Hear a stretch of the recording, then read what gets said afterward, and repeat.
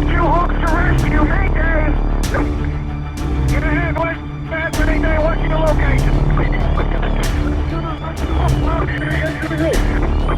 Get the panel out of here, hurry up! We need radio silence, baby. Water in that 2.5-inch line. 48 inch water in a 2.5-inch line. To the rope, to the rope, rope to the rope. 35 to the rear, 35 to the rear. Welcome to the Emergency Traffic Podcast. Hello, welcome back to the Emergency Traffic Podcast, where we explore tragic line of duty deaths of firefighters and paramedics to learn from these ultimate sacrifices. These podcasts are a brief synopsis of the events that we've obtained from official reports and published stories such as NIOSH reports. We want to provide an easy and convenient method for today's firefighters and paramedics to quickly learn the lessons of past line of duty deaths and possibly prevent them from happening again. Thank you so much for listening to us. We really appreciate your attention. We are slowly growing in popularity. Please tell your friends and coworkers to spread the knowledge of this learning tool. You can follow us on Twitter at Podcast Traffic or our Facebook page, which is called Emergency Traffic. And you can send us comments or thoughts at emergencytrafficpodcast@gmail.com. We appreciate the feedback from our listeners, and it really makes us keep doing this, what we think is a worthwhile effort to share the news and the lessons identified in these tragedies. We're on Spotify, Apple Podcasts, and Stitcher. Give us the thumbs ups or some stars if you like the podcast and that application has that availability. I'm your host, Paul. And today I'll be joined by my co-hosts, Doug and Dirk. Hello, Doug and Dirk. Hey, Dirk. Hi, Paul. How are you doing today? I'm doing well. How are you? Yeah, good. Yeah, good. You're off shift, ready for a couple of days off? Or I'm on vacation. Vacation. Oh, Vacation, yeah. nice. Oh, the honey-do list time. Oh, it's a long list. I'm halfway down, though. Oh, perfect. Good for you. How about you, Doug? How are you? You're just on your day off. You go back to work tonight. Yeah, I'm in between my two night shifts. So I worked last night, work again tonight, and then off on a little trip tomorrow. So, right, that's right. You're going west for a little Yep. trip for a few days. Nice. Okay. Well, this week's event is going to be, and of course I can't find it. Okay, I'm there. May 8th of 2013, a 29-year-old male career probationary firefighter died after running out of air and being trapped by a roof collapse in a commercial strip mall. The U.S. Fire Administration was notified to investigate this incident, and they performed an investigation. First of all, the background, as we always do. The fire department involved in the incident has 5 fire stations with 85 members who serve a population of about 100,000 people in an area of 25 square miles. Oh, and did I mention this is in Michigan? The department operates 5 engines, a ladder truck, 5 advanced life support ambulances, and a battalion chief. It also provides emergency medical services and advanced life support and responds to about 14,000 fire and EMS combined calls annually. It doesn't have a number for just the fire calls. The department requires all firefighters to be complete firefighter 1001 1 and 2 training, level 1 and 2 training, driver training, hazmat training, materials operations, and awareness, of course, and emergency medical training. So basically your full 1001 with the 1072 added to it. This firefighter had approximately 10 months experience as a professional firefighter with this department. He had completed the required training and had additional training as noted herein. So he also had ICS 100, 200, and some other NIMS courses. The equipment and personnel. The initial dispatch included 1 engine with 2 firefighters, which was a Quint, and then 2 firefighters and a ladder, which was a 134-foot articulating platform, and a rescue with 2 firefighters, which is actually an ambulance, And then Engine 2, which also had 2 firefighters, an acting battalion chief with 2 firefighters. The acting BC actually rode in the engine, and his aide brought the battalion vehicle to scene. Engine 3 was also assigned, and that was a 75-foot quint and a rescue, which is another ambulance. So in total, we had Engine 1 with 2 firefighters, Ladder 1 with 2 firefighters, which was the articulating platform, Rescue 1 ambulance with 2 firefighters, Engine 2 with 2 firefighters, Battalion Chief 1 with 2 firefighters, Engine 3 with 2 firefighters, Ambulance 3, Rescue 3 they call it, with 2 firefighters. They also called Mutual Aid, which had, we don't know how many firefighters in those two. The 2 mutual aid, one was an engine, one was a rescue. So they had 14 firefighters on scene for the initial response, of course, which we'll come back to later, but may have been a factor in the event that did not meet the 1710 recommendations for this type of a building. Rescue 1 arrived on scene first. It was driving by on the way back from another call, and the firefighters responded. Call time was 8:21 in the morning, 8:20 in the morning. Firefighters' pass device was activated a moment later, so they turned on their SCBAs, which automatically activated their pass. Engine 1 arrived on scene a moment later. IC arrived another moment later. Engine 2 arrived, and the officer from Engine 2 and 2 firefighters from Rescue 1, that was the ambulance, were sent into the building. It's a strip mall, basically, with 200 feet of 1 3/4 hose line, 1.5 hose line off of Engine 1 on the Alpha side. Another crew of 3 firefighters makes entry into Exposure B. So the Exposure B to the left side of the fire building, a restaurant, with an 1.5 hose line also. Incident Command assigned Engine 3 and Rescue 3 to the Charlie side, so the back of the structure. Engine IC did a face-to-face with the captain on the Charlie side and then returns to side A. Really quickly into the incident, 8 minutes, the incident commander asked for progress from the interior crews. And 2 minutes after that, a firefighter's pass alarm goes into pre-alert and is in reset. The command sees the crew exit side Alpha without the firefighter and tries twice to contact him. So the crew came out and they were missing the 1 firefighter. At this time, 2 minutes after that, a storefront window vented, and other windows are vented by firefighters. I'm just going to jump down in the timeline here. The shopping center, as I mentioned before, was a strip mall, commercial retail buildings configured in an L-shaped layout, but they were not physically connected. So it was one building, and then the tail of it, the L, wasn't quite connected. It was pretty large, 260 feet long, 125 feet deep. And the individual tenant spaces open directly to the exterior pedestrian sidewalk on the front side, the Alpha side, and the parking lot. Adjacent end unit tenant space was a pool hall.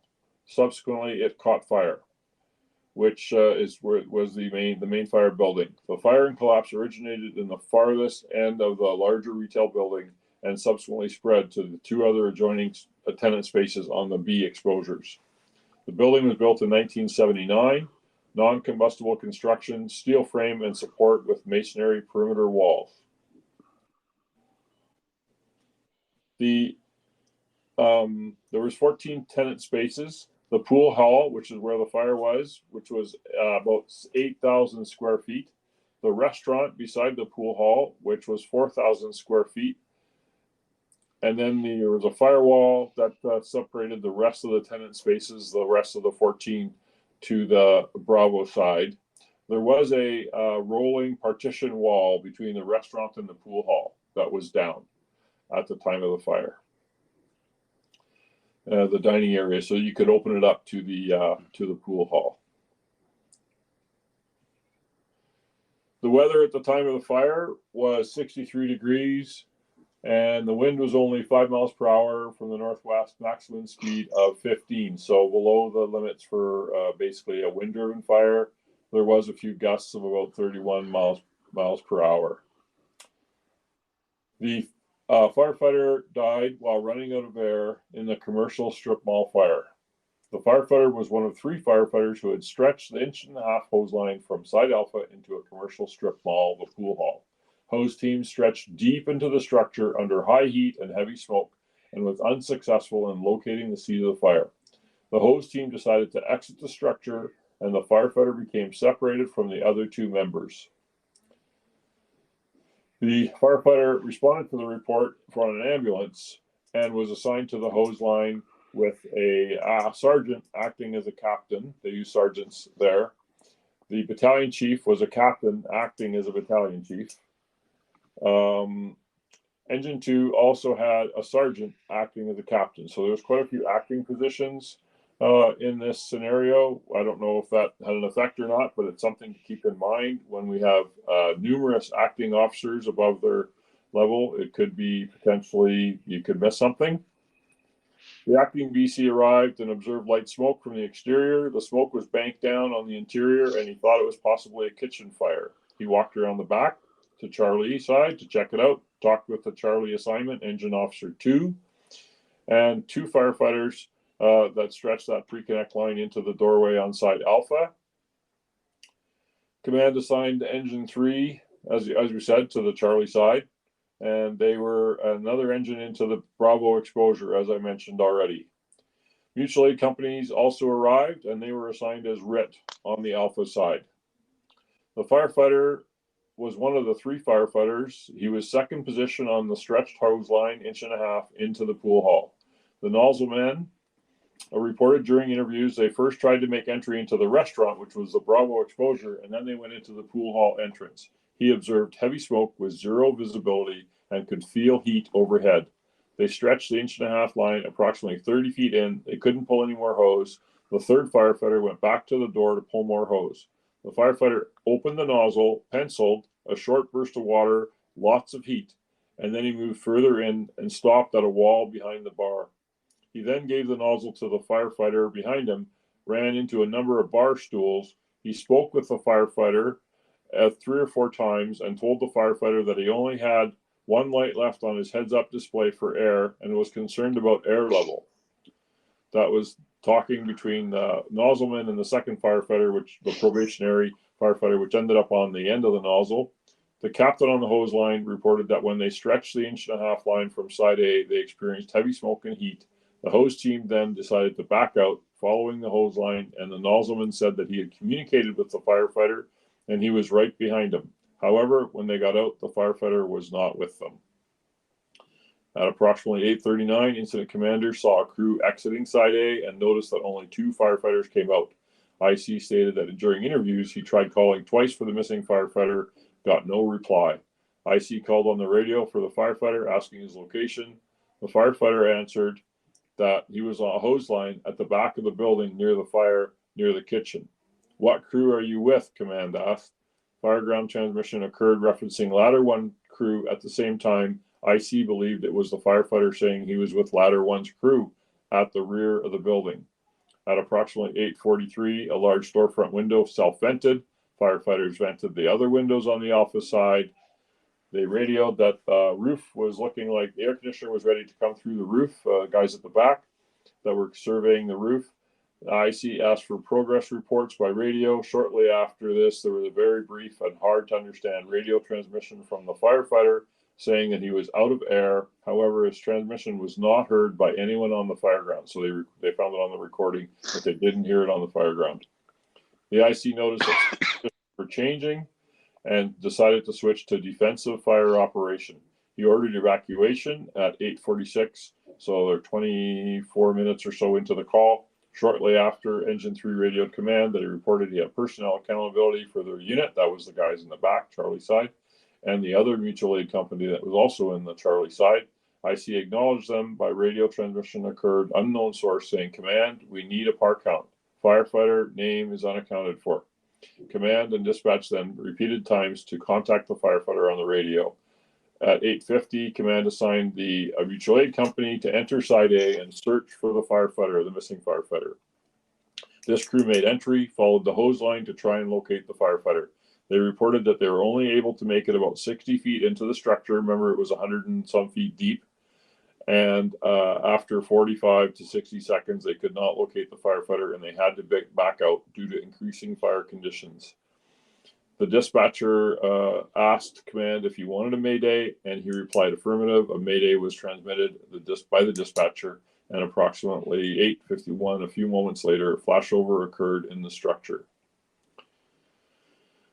They brought a 2.5-inch blitz line in to side A to try to get at the firefighter. Master streams and ladder pipes were set up and operated. The firefighting operations continued in a defensive strategy until approximately 10:30 hours, when the fire was reported out. Units began a search for the firefighter, and excavation and search operations continued till approximately 11. And that morning, the firefighter was located and removed from the building. The firefighter was transported to medical examiner offices, and the cause of death was smoke inhalation. It is surmised that a large fire developed in the concealed 30,000 cubic foot space above the acoustic tiles in the pool hall. So they think that the fire was there. The cause was still under investigation at the time of this report, which these NIOSH reports are usually a couple of years after the incident. So they didn't have a determined cause at the time. There was no fixed sprinkler systems in the concealed spaces to slow or stop the progress of fire. And the lack of any sprinklers or monitoring system may have contributed significantly to the fire. I always say in a commercial that they should pop the ceiling tiles as you go in. I don't know what you guys do. Is that a normal practice for you guys to lift ceiling tiles as you enter? Doug and Dirk? Maybe for experienced firefighters, but it's not something we would do on a regular basis. Not sure. No, I don't. Not sure. Maybe. I mean, you need to know what's over you, right? I always teach firefighters to do that. Take your New York hook or axe or whatever you have with you, Halligan tool. Now, if it's a high ceiling, that's a problem because you can't do it. And of course, we all know that a high ceiling or a high big space can absorb a lot of smoke and heat before it really gets bad at the floor level, right? They had classified this pool hall. They do pre-plans, and they had classified this as a severe risk and would be considered marginal critical, with the operational probability of an adverse event to be high to extreme. They do a fire risk assessment mix. It's included here in the report, and the recommendations that the fire department that they came up with was that, of course, the staffing was minimal for a high-risk building such as this. Fire department should ensure initial risk assessment is performed and continuous risk assessments are performed throughout the incident and match the strategies and conditions. They said at this incident, arriving crews initiated offensive strategy with the tactics were to stretch an 1.5-inch hose line into the pool hall to locate the seat of the fire. The attack crew stretched the 1.5-inch hose line into a large commercial occupancy with heavy fire, was likely concealed within the concealed space overhead deep inside the structure. An offensive strategy may have been able to control a limited kitchen fire if the hose line had been larger and the stretch had been a more direct approach to the seat of the fire. In this case, the small hose line and the length of the stretch from side A to almost side C, coupled with not being able to locate likely seat of the fire in a large overhead concealed space, was a challenging operation. Incident commander repeatedly asked for progress reports. However, there was little communication to command from interior crews, and there was little to no progress on fire control. Command then had added pressure of an unaccounted firefighter to deal with and rapidly growing fire event. The firefighter became lost, ran out of air, and his out-of-air transmission was very hard to understand. Get on my soapbox again is that the incident commander should be inside of the command vehicle where it's quiet and they can focus on the radio in case there's transmissions that are hard to hear, because those people in the IDLH environment are the critical task for that commander. What do you guys have thoughts about that and the 1.5-inch line? Well, I think the 1.5-inch line is definitely too small for commercial occupancy. It's a residential house fire line. Anything bigger than that, you should have a bigger hose line with you. And I kind of go to your point about where command should be. I go back and forth about should he be in his vehicle and watching, or should he be outside the vehicle but watching the fire building from the sidewalk somewhere? I go back and forth in my head about which one's better. I mean, if you set up your command board and have a good view of the building, you can take everything in. If you're in the vehicle, you might be a little removed from the situation and not be able to take it all in, where lots of departments have the module in the back of the SUV where command stands there. I mean, I don't think where command is sitting or standing has that much. I don't know. There's lots of different ways to do it, but my problem is command only has one tool to use: their voice, the radio, their ears. They only have that. Communication is their only tool to manage that incident. You need to be in the best communication spot possible, and that's in a command vehicle where you can control the noise. You also have light that and works power fine in suburbia, and I mean in this one it works fine in a parking lot of a strip mall. But if you're in an urban environment where you're the fourth rig to arrive in your command vehicle, you could be a block away from the fire, and then you're completely removed from what's going on, where you might have to get out and walk down the street and stand on the sidewalk. And I've done that too, and I've gone and sat in a first responding incident and closed myself in the cab. Sure. And, that works too. I've done that on a few calls. Actually, the passenger seat's better anyway. There's a little more room. But yeah. So anyway, that's kind of my thought. I know, the walking around commander, there's so many distractions outside. That's my other pet peeve. Well, if you're going to be outside your vehicle, you need to establish a command something and stay in one spot. Yeah. And if you need a runner, you get someone that's an aide to say, go look over there, go give me a 360. But you need to stay in your spot and run the call from the command post, wherever you decide that's going to be. I completely agree with that, where you can't be running around, and you can't be running around giving everybody face-to-face communication and whatever. Things need to happen over the radio where everybody can hear you, because even though you might be telling one company something, it's important that other companies know what's going on too. So everybody needs to hear the orders, and it needs to be over the radio. And command staying in one spot brings a sense of calm on the scene too. If you're running around like a chicken with your head cut off, you're gonna amp yourself up, which is gonna amp your voice up, which is gonna amp everybody up. Instead of just stay in one spot, take it all in, command, and just run the show. Yep, command presence, situational awareness, all that kind of stuff. Yep, exactly. And the big thing is, again, an inch and a half into a large building, it's sort of, smacks of the Charleston, this is the way we always do it. We just take this line, we're forced the creatures of our own habit. All of a sudden it changed. It's a pool hall. There's a lot of fuel, even though it's a big open space. It's a lot of space, and there's a lot of combustibles in that pool hall, and in the back, you don't know what's going on exactly. And that's what they talk about in the second recommendation. Ensure firefighters are trained to understand the influence of building design and construction on structural collapse. So if it's burning longer, it's undetected in those big void spaces, it can have an impact on the fire, of course.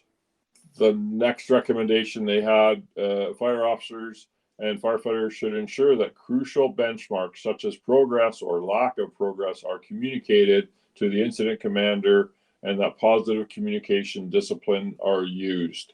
So, and that's, if things aren't going the way you expect it, that needs to be communicated definitely back to command. So another one that they this could be a symptom of having so many people acting, right? It's a smaller fire department, it seems like. So acting is always a domino effect, right? If the captain's acting as the chief, well then everybody else all acts up, and now you're all in a spot you're not familiar with. So this guy, I don't know how many fires this guy has acted and been in command for, but if you're new to command and you're always wanting information on what's going on inside, where I know I've had times where like command is like, give me an update, and I'm like, piss off. I'm doing work. When I get to the point where I need to tell you something, I'll tell you. But until then, let me do my job, right? So it could be, but on the other side, command is sitting outside going like, what the hell's going on? I haven't heard from you in 10 minutes. So there has to be a balance of assign someone a task and let them do that task and trust that when they're done the task or can't complete the task, they will ask you or tell you. But in the meantime, let them do it. It's about radio discipline. The magic yeah. word is stand by, right? It's stand by. Or Great. acknowledge, fire attack, stand by. I heard you, I'll get to you. That should be for everybody, right? Yeah, And then this one here, I'm just looking at the span of control for this battalion chief there. It's 14 guys. Well, it's tiny. It's tiny, right? There's not many crews there. There's not manpower there. There's no radio communication. There's a lot of things that went wrong there, and I think, as Doug said, everybody act up. I think everybody was slightly over the head with that situation.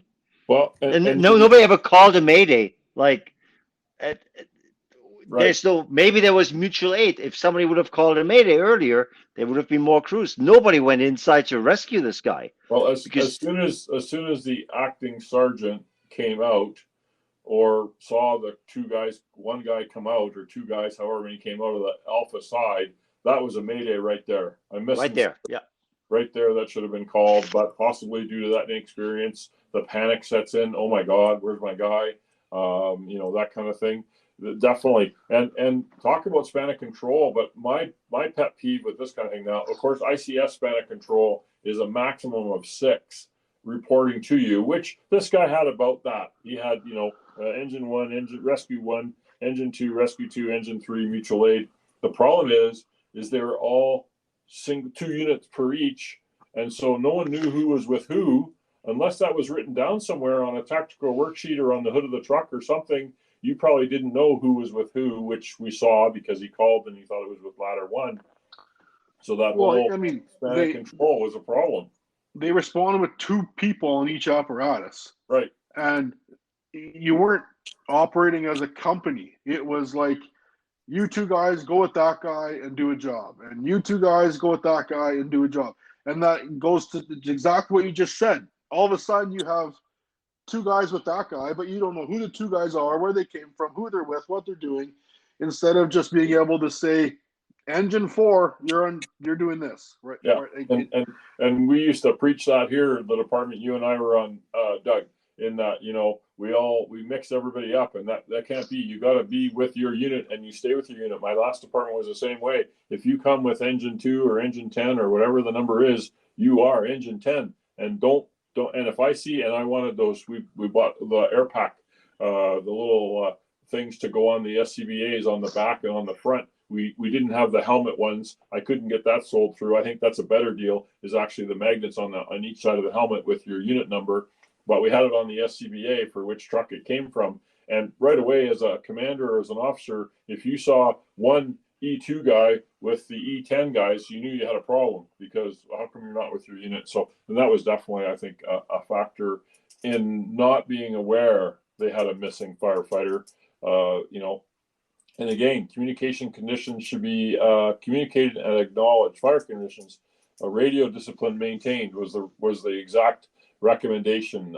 In this, I see the incident observed the crew exit without the firefighter, and he radioed the firefighter to find out where he was. Why is he radioing a firefighter? You radio the officer. You don't talk to the firefighter. Hey, man, where's your guy? Or a person. The firefighter radioed back. He was on a hose line back of the building, on the fire, near the kitchen. Command said, what crew?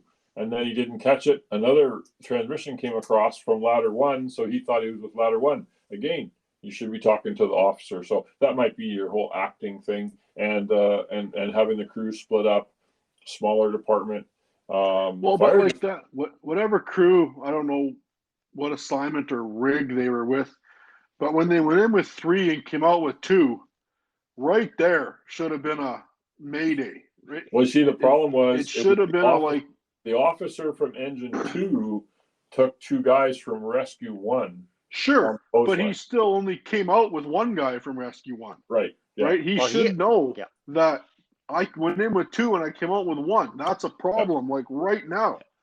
And dispatch called the mayday. They said, "Hey, Commander, do you want me to call a mayday?" It's like, hello. Again, that might be inexperience. Just look at the timeline. That took 11 minutes. Right. The 11 minutes from the moment those 2 came out and 1 was missing till they finally called a mayday. It was 11 minutes. Right. And the nozzle man apparently said already, "I'm low on air." Right. So he didn't burn. He didn't die in the collapse. He suffocated. Which that brings up a great point that I thought of, and you and I, we chatted a little bit about it, I think a couple of weeks ago. I was listening to the B Shifter podcast, and they talked about the NIOSH, was it the NIOSH top 5 or something like that? Anyway, air management, and this whole air management thing is that if you come out and your bell's ringing, that's a mayday or a near miss, right? You should never hear that. That is your emergency reserve.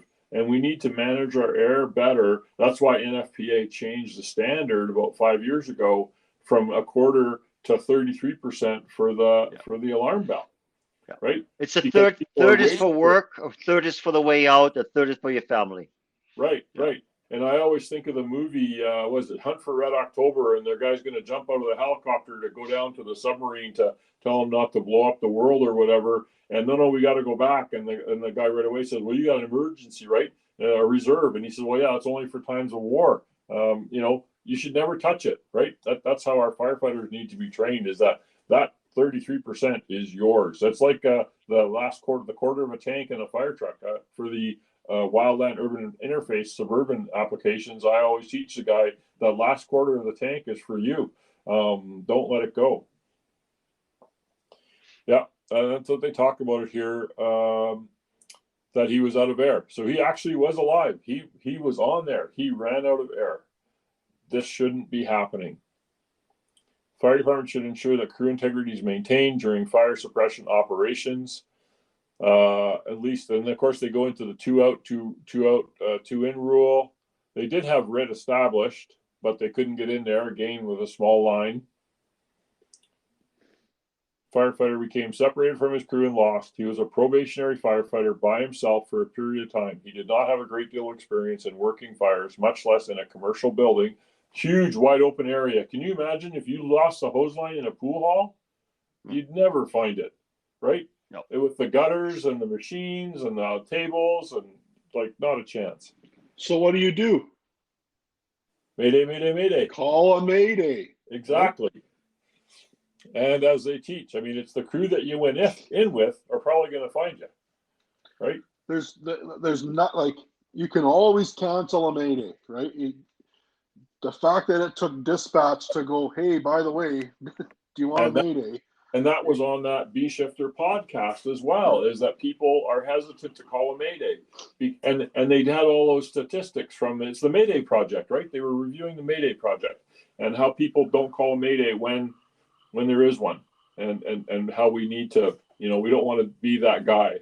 We're in such a competitive environment and we're all trying to be tough, and we need to help each other. That's the thing. And this guy, of course, you're panicked, you're freaking out, you're low on air, you're lost. I was in this situation once where I left and my other guy didn't come out behind me, and it was like, whoa, I had a panic situation. I don't know if it was me over breathing the SCBA or what.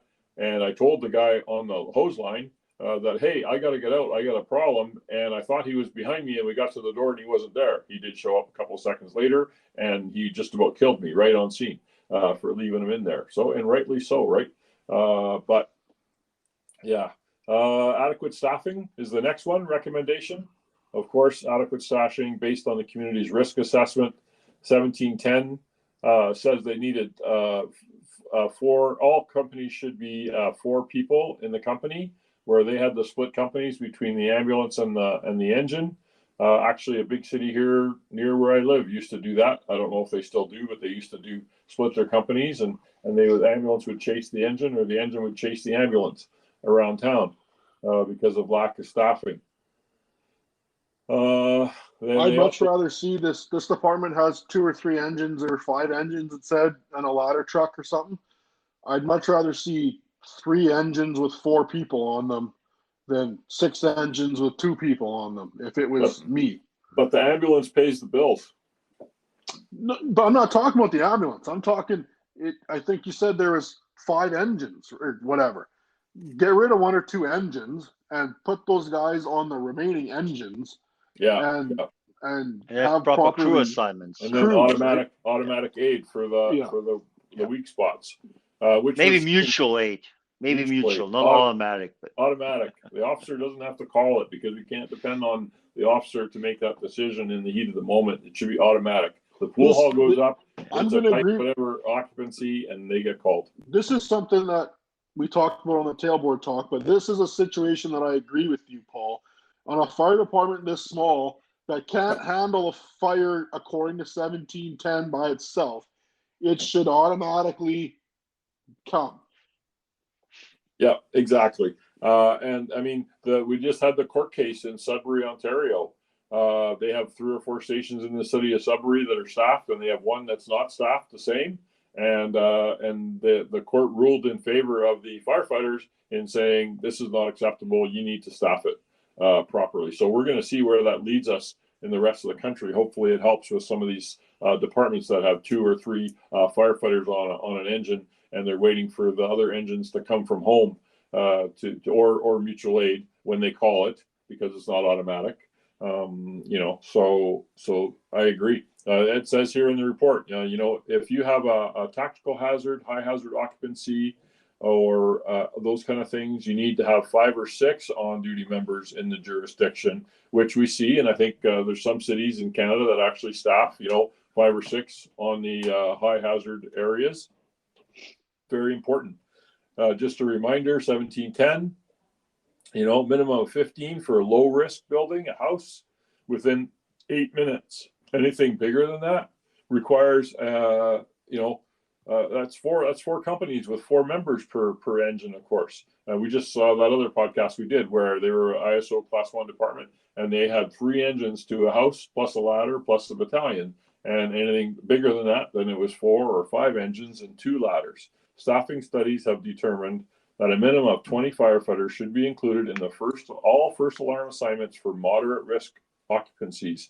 This combined force would require a total of 5 companies plus a battalion chief, a staff assistant, and a safety officer. Commercial building fires not only require more staffing than a residential fire, they require a greater degree of risk assessment and size up for that officer, which again, the inexperienced officer, that may have been a factor. Formal RIT is beyond the initial RIT considerations of 2 in, 2 out. It is much more capable and equipped crew or team. You need to have those guys ready to do RIT. Next recommendation, ensure firefighters and officers are properly trained on air management. So we already jumped to the gun on that one, talking about running out of air. The firefighter's crew left the position due to low air of one of the members. While exiting, the firefighter was separated from his crew, became lost, and ran out of air deep in the structure, was unable to escape. NIOSH investigators have seen a lack of air management as a contributing factor on many LODD investigations. That's why we do this podcast, to educate people. Fire departments need to ensure training on air management occurs at both firefighter and all levels of fireground command structure. It happened in Shirley Towers. They didn't know they were missing. They ran out of air. It happened in, what was the other one, where they only had the 30-minute SCBAs and, ran out of air. It was a big urban department that has big calls. Fire department should ensure that firefighters are properly trained in out-of-air SCBA emergencies and repetitive SCBA skills training. And Dirk, I think you have something to say about training people in out-of-air emergencies or bailouts or all that other kind of stuff. Just like my B-shifter guys, if you have water, you don't have to worry about that. You put the fire out. But they didn't have enough water to put the fire out. They had fine. That's my question. I haven't seen it yet. I'm not sure if it's in that report. Yes, it's an 1.5 inch line, but did they actually open it? Did they flow and move? Did they make a push towards the fire while flowing? I don't see that anywhere. So a bigger line, I can bring in the bigger line, but all it does is it's gonna slow down my progress if I don't use that water. So bigger line in that sense only helps when I use the reach of the stream and the, I don't know, 400 gallons a minute that I put out to actually reach the back of this commercial structure. That is the reason why you're bringing a 2.5, not because, oh, it's a bigger line. That the difference is you have to flow water. And in bigger buildings, we want to use the reach of the stream. And a 2.5 just has a better reach. That's the whole reason. And yes, if I open up the knob, I cool everything down, it's not going to flash on me, right? But running out of air, that's a totally different problem. And we've all been taught on how to conserve our air, which is kind of, it makes sense. And if I'm already out, I want to conserve that little air I have, but I should never get there. Right. Yeah. I should Exactly. never be out of air. I should walk out of the building, and my low air alarm should not be going off. Right. Right. But And we saw that what we were talking about where they penciled a short burst trying to cool it down again. Here they don't really say that. They just say they stretched 1.5 inches into a large commercial property. Heavy fire was concealed, likely concealed in the concealed space overhead, deep inside the structure. The offensive strategy may have been able to control a limited kitchen fire if the hose line had been larger and the stretch had had a more direct approach to the seat of the fire. In this case, the small hose line and the length of the stretch, coupled with not being able to locate the seat of the fire in a large overhead complete concealed space, was a challenging operation. They don't actually say if they were flowing. They didn't see the fire, so they may not have flowed. It doesn't really say that. And then, of course, what they didn't have at this scene was, which Blue Card isn't 100% on this. You guys give me gears about that, but they say they didn't have a trained safety officer. Which if you don't have a safety officer, well, that's command's job. That's that captain's job or sergeant, whatever they call it. It's everybody's job to do that assessment of, hey, this is a bad situation. Fundamental skills training, specialized training on building construction, and our favorite one, modern fire behavior. The training is free. ULFSRI. You sit there for an hour, you watch a video, you answer some questions. It increases your awareness. You never know. You might retain it. Hopefully, you can actually do some hands-on training too. Ensure personnel accountability is used to account for all firefighters. They didn't have that. The department provides training at the station level and makes available to its firefighters facilities outside the jurisdiction. It has a training officer who manages the required monthly training schedule. The department does not have a dedicated live burn facility to conduct annual live practical fire training. The department does have access to a mobile flashover trainer and has conducted live fire training using the flashover trainer. I don't know how valuable those flashover trainers are.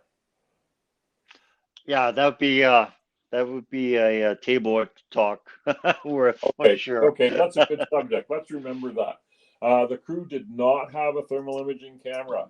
It may have been able to help them account for the firefighter during their exit, or have allowed the firefighter to find the hose line and escape. A tick may also have been able to locate the seat of the fire, or even the fire or excessive heat above them in the void space. So they didn't have a tick with them.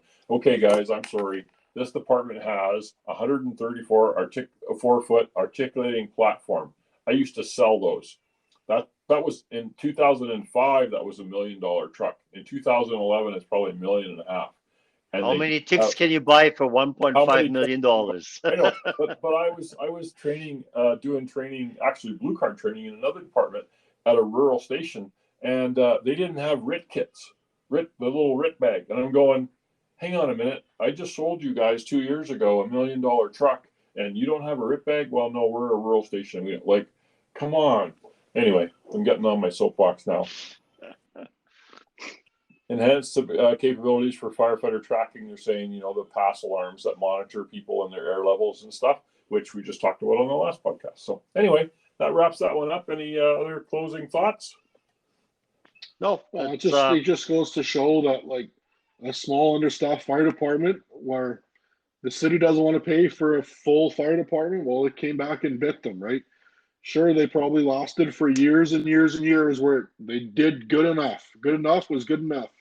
And then they finally had the one time where it wasn't good enough, and this is what happens, right? And I mean, what's the chances that a commercial structure in your town is going to burn? Pretty high. You know, sometime Yeah. over the next couple of years, you're going to have one. No, I agree. Hey, great podcast, everyone. Stay tuned for Thanks. the next one. We've got a tailboard talk coming up, which is going to be interesting, hopefully. And we're adding some more tailboard subjects. I apologize for my dog barking. That's Molly. And anytime someone comes to the door, Molly barks. I'll try to edit it out. But if not, it's there. Thank you very much for listening. Talk to you next time. Bye-bye.